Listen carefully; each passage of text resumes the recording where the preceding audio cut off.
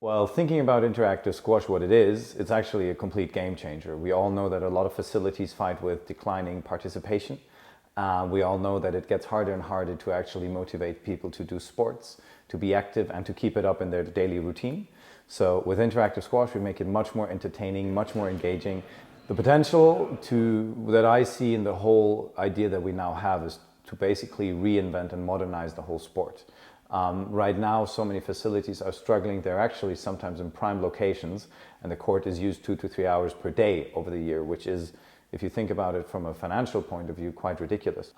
So yeah, the potential I see is to get a whole new audience back into squash, make the sport much more engaging, and obviously make it grow. One of the key elements is to get big brands back into the sport. There used to be a lot of sponsors.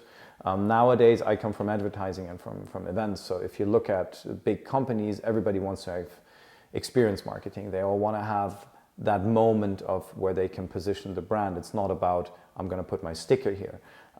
Having something that's that energetic and that fast and obviously digital, I think there's a big potential to get big money back into the sport. Companies are spending far more money for far less action in other areas. So yeah, that's part of our task also. So one thing we realized starting everything and starting to work with more trainers or more kids, we realized that we're now at the brink of the whole way that we use a squash court sort of diffuses a little bit. When we bring kids on the court for the first time, they're not having a racket. They're not learning how to play squash.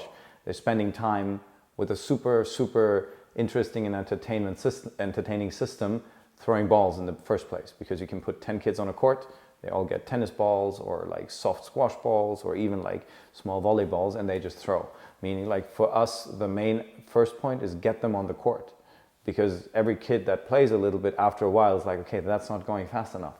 I saw on the other court that somebody's hitting balls really fast. I want to win the level. Give me a racket, please, and show me how to use it. So it's a very good entry. And at the same time, the court can be used for complete other things. We have handball teams who now train on squash courts for their target practice. We have rehabilitation centers for kids which say, okay, listen, somebody had a surgery. We now need to run around a little bit. So they're using Ghosting, the Ghosting app, to make the kids move and give them a challenge to not be demotivated after a while. So I think we don't know exactly how far this change will go, but as long as it gets people on court and activity into the centers, it's a very good thing.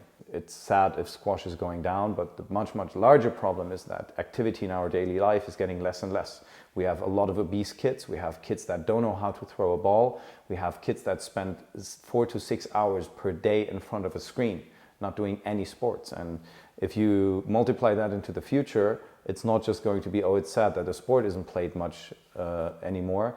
It is, we're going to have really serious problems within our society of not having healthy young people.